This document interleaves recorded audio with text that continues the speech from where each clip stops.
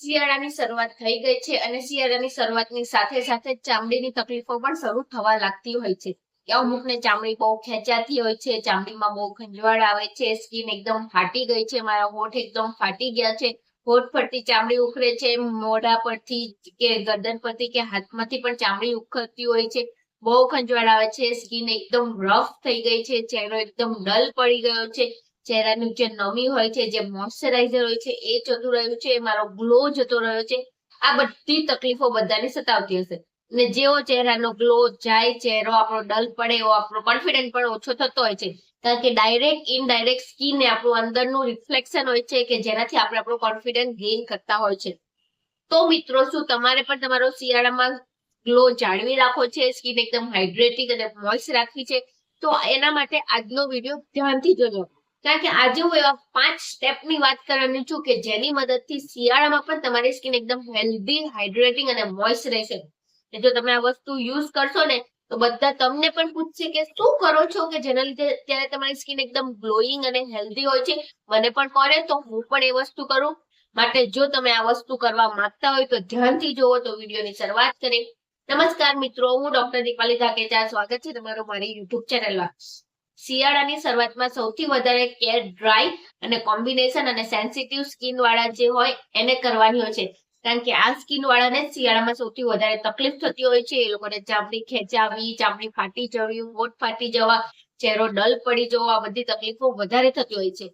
માટે આ લોકોએ થોડું વધારે પડતું કેર કરવાની જરૂર હોય છે કે જેનાથી આ તકલીફો અમને ના થાય. તો સ્કિનનું નેચરલ મોઇશ્ચરાઇઝર બનાવવા માટે અને સ્કિનને ગ્લોઈંગ રાખવા માટેનો સૌથી પહેલો સ્ટેપ છે એ છે milk and honey moisturiser mask.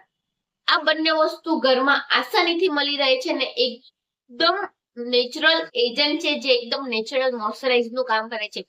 કારણ કે મિલ્કમાં સૌથી વધારે પડતા પ્રમાણમાં મિલ્ક, પ્રોટીન અને ફેટ હોય છે જે સ્કિનને ગ્લોઈંગ બનાવે છે, હેલ્ધી બનાવે છે, સ્કિનનું મોઇશ્ચરાઇઝર લોક કરવામાં મદદ કરે છે. અને મિલ્કમાં લેક્ટિક એસિડ હોય છે જે આપણા સ્કિન પરના જે ડેડ સેલ હોય છે, જે નકામા પડી ગયેલા જે સ્કિનના સેલ હોય છે એને દૂર કરવાનું કામ કરે છે અને નવા સેલને ઉભરાવે છે જેનાથી આપણી સ્કિન એકદમ ગ્લોઈંગ અને હેલ્ધી બને. આની સિવાયનું મધ જે નેચરલ હ્યુમિટનનું કામ કરે છે, એટલે કે સ્કિનમાં નેચરલ મોઇશ્ચરાઇઝરને જાળવી રાખવામાં, સ્કિનનું જે મોઇશ્ચરાઇઝર હોય એને લોક કરવામાં મદદ કરે છે. તો આનો યુઝ કેવી રીતે કરો? તો આના માટે 2 કે 3 ચમચી કાચા દૂધ લેવું, તેમાં 1 ચમચી મધને બરાબર મિક્સ કરીને ચહેરા પર 15 મિનિટ સુધી લગાવવું.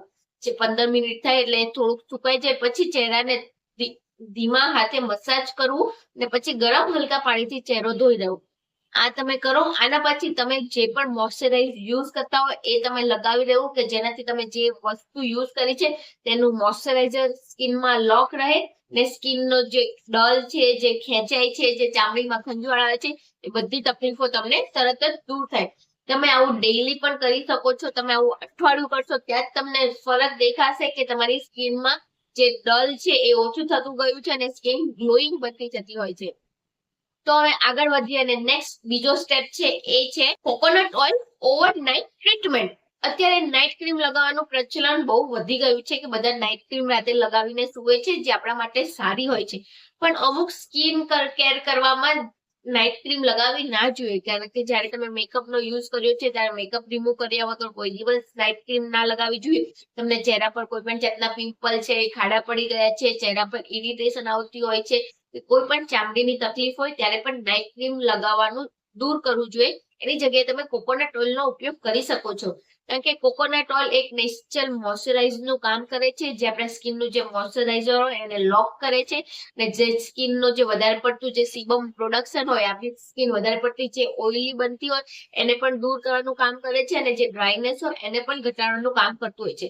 પણ આના માટે પ્રિફર કરવું કે કાચી ઘાણીનું જ નાળિયેરનું તેલ લેવું કે જે સૌથી શુદ્ધ હોય છે. તો આને લગાવવા માટે 1 થી 2 ચમચી નાળિયેર તેલને થોડું ગરમ કરવું. એ થોડુંક તમને સહન થાય પછી તેને ચહેરા પર લગાવીને સૂઈ જવું. ચહેરો આવી જ રીતે આખી રાત લગાવીને સૂઈ જવું. પછી સવારે તમે કોઈ પણ માઇલ્ડ ફેસ ક્લિન્ઝરથી તમે ચહેરો વોશ કરીને તમે તમારું નેચરલ જે આગળનું સ્કિન કેર રૂટીન હોય એ તમે ફોલો કરી શકો છો. અને આના માટે હું રેકમેન્ડ કરું છું કે તમે લેપવિંગ નું ફેસ ક્લીન્ઝર યુઝ કરો, જે એકદમ માઇલ્ડ અને સ્મૂથ ફોર્મમાં છે, જેમાં કોઈ પણ જાતના આર્ટિફિશિયલ કેમિકલ એડ નથી કરેલા, જે તમારી સ્કિનને કોઈ પણ ઇરિટેશન, ઇચિંગ કે ડલનેસ થી બચાવે છે અને તમારું સ્કિનને એકદમ સોફ્ટ અને શાઇની બનાવતો હોય છે. અને જ્યારે પણ તમે કોકોનટ ઓઇલનો ઓવરનાઇટ તરીકે યુઝ કરો ત્યારે હંમેશને માટે તમારો ચહેરો પહેલા એકદમ ફેસ ક્લીન્ઝર થી સાફ કરેલો હોવો જોઈએ, પછી જ આ વસ્તુ યુઝ કરવી હિતાવહ છે. તો નેક્સ્ટ આગળ વધીએ અને ત્રીજું સ્ટેપ છે એ છે એલોવેરા જેલ અને ગ્લિસરીન મોઇશ્ચરાઇઝર માસ્ક. આ બે વસ્તુઓ સૌથી વધારે ડ્રાય સ્કિન વાળા માટે ખૂબ જરૂરી હોય છે, કારણ કે જે લોકોની વધારે પડતી ડ્રાય સ્કિન રહેતી હોય છે એ લોકોનું સ્કિનમાં મોઇશ્ચરાઇઝર લોક નથી થતું, મોઇશ્ચરાઇઝ તરત જ ઉડી જતું હોય. એ તમે બહારથી ગમે તેટલું અપ્લાય કરશો તો પણ એ કામ નહીં કરે, થોડીક વારમાં તમને પાછી ચામડી ખેંચાતી હોય એવું લાગતું હોય, તો તમે આ વસ્તુનો યુઝ કરી શકો છો.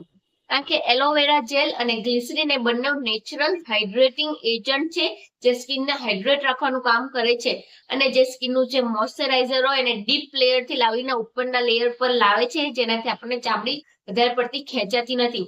પણ આના માટે બની શકે તેટલું ફ્રેશ એલોવેરા જેલનો જ ઉપયોગ કરો. જો ના મળતું હોય તો તમે બજારમાં મળતું એલોવેરા જેલ યુઝ કરી શકો છો, પણ બની શકે તેટલું તેમાં કોઈ પણ જાતના કેમિકલ ના હોય એ વસ્તુ યુઝ કરો કે જેનાથી તમને એકદમ સ્મૂથનિંગ ઇફેક્ટ આવે. તો આના માટે 2 ચમચી એલોવેરા જેલ લેવું, તેમાં 1 ચમચી ગ્લિસરીન લઈને બરાબર મિક્સ કરી દેવું. પછી આ અપ્લાયને ચહેરા પર અને ગરદન ઉપર અપ્લાય કરીને 15 થી 20 મિનિટ સુધી છોડી દેવું.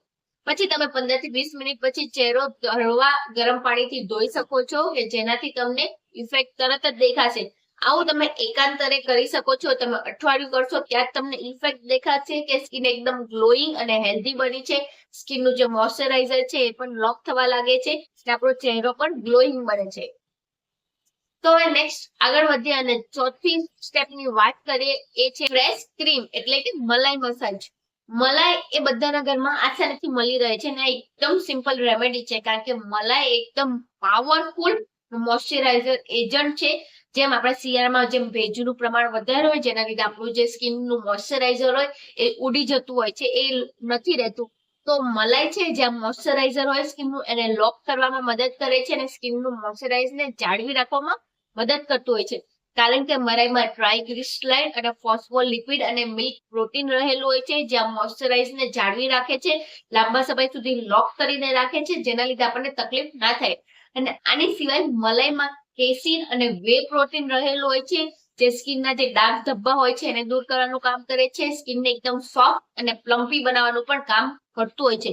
તો આના માટે શું કરવાનું કે આપણે એકદમ તાજી ફ્રેશ મલાઈ લેવી, એના ચહેરા પર લગાવી રાખી 15 મિનિટ સુધી ધીમા હાથે મસાજ કરવું, જેનાથી જે સ્કિનના જે ડેડ સેલ હોય એ પણ એક્સપ્લોરેટ કરીને નીકળી જશે ને તમે મલાઈ પણ જે લગાવશો જેના લીધે ચહેરો પણ એકદમ ગ્લોઈંગ બને છે અને નવા સેલ રિજનરેટ થાય છે, જેનાથી સ્કિન એકદમ હેલ્ધી અને પ્લમ્પી બનતું હોય છે.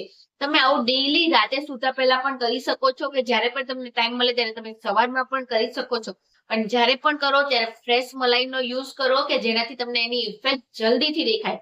અને આવું તમે અઠવાડિયું કરશો ત્યાં જ તમે રિઝલ્ટ દેખશો કે તમને તરત જ ફરક પડવા લાગે છે. અને આ બધી વસ્તુ હું આટલી ગેરંટીથી એટલા માટે કહું છું કે હું મારા પેશન્ટને ઓપીડીમાં પ્રિફર કરું છું. એ લોકોને રિઝલ્ટ દેખાય છે, એ લોકો આવીને કહે છે કે ના મેડમ અમને આનાથી ફરક છે.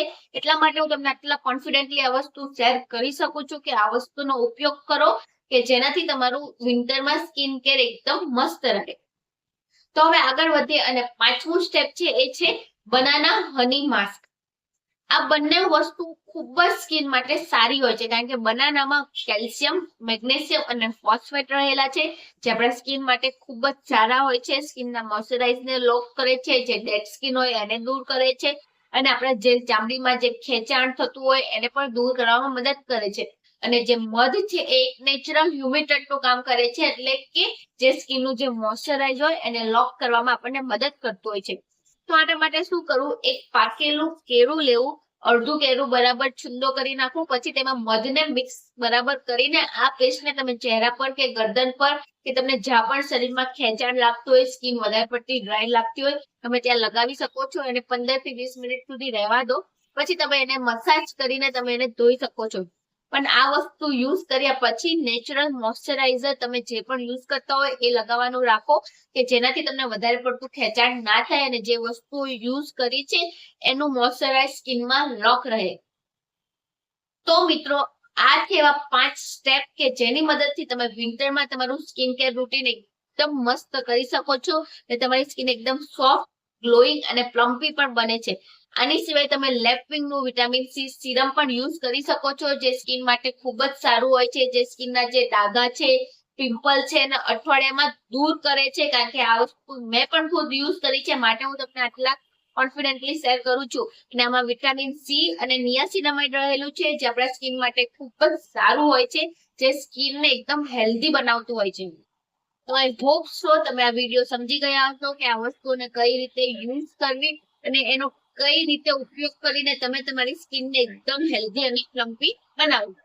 જો વિડીયો અંગે કઈ પણ ક્વેરી હોય તો તમે મને કમેન્ટ કરીને જણાવી શકો છો. વિડીયો સારો લાગ્યો હોય તો તમારા ગ્રુપમાં શેર કરો, ચેનલ પર લાઈક કરો અને ચેનલ પર નવા હોય તો ચેનલને સબસ્ક્રાઇબ કરતા જાઓ જેનાથી નવા ને નવા વિડીયોની નોટિફિકેશન તમને મળતી રહે. તો હવે મળીએ નવા વિડીયોમાં નવી માહિતી સાથે. ત્યાં સુધી બધા ખુશ રહો, તંદુરસ્ત રહો.